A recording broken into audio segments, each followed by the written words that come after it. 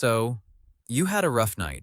You couldn't fall asleep, you popped a few melatonin gummies, and then things got weird. You had vivid, borderline terrifying nightmares, and you woke up feeling like your head was stuffed with cotton. If that sounds familiar, you're not alone. Melatonin is one of the most misused supplements on the market. Today, we're breaking down the why, the how much, and the when of melatonin so you can actually get some rest without the morning hangover.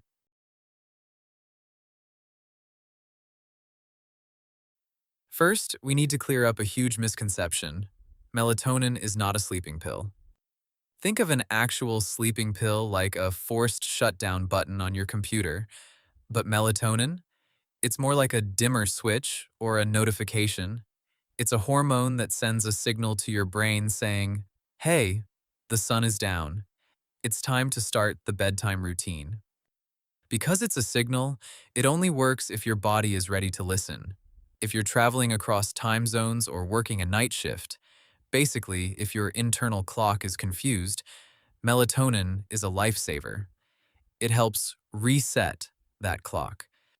But if you're lying in bed stressed about a work presentation or scrolling through a heated Twitter thread, your body is in alert mode. That stress signal is way louder than the melatonin signal. In this case, more melatonin won't help. You need to lower your stress, not increase your hormones. Now, let's talk about the biggest mistake people make, the dosage trap. In the US and many other countries, melatonin is sold as a supplement, not a drug. This means you'll see bottles with 3 milligrams, 5 milligrams, 10 milligrams, or even 20 milligrams per serving. Here's the crazy part. Our brains naturally produce less than 0.03 milligrams a day. When you take a 10 milligram gummy, you're flooding your system with 300 times what your body is used to. This massive spike is exactly what causes those vivid nightmares and that melatonin hangover the next morning. Most sleep experts suggest starting very low, between 1 milligram to 3 milligrams. In many cases, less is actually more. You want to nudge your brain, not hit it with a sledgehammer. Lastly, timing and environment.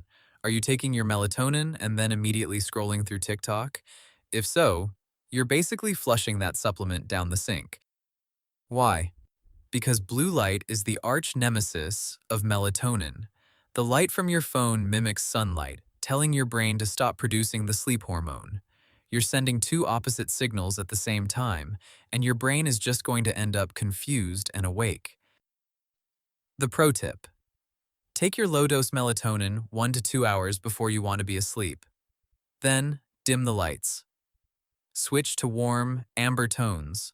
Read a physical book or do some light stretching. Give the darkness signal a chance to actually work. To wrap things up, remember that melatonin is a messenger, not a sedative. It's the perfect tool for resetting your internal clock after a long flight, but it can't fight off high stress or blue light on its own. If you are going to use it, keep the dose low to avoid that foggy morning feeling, and always give it a dark, screen-free environment to do its job.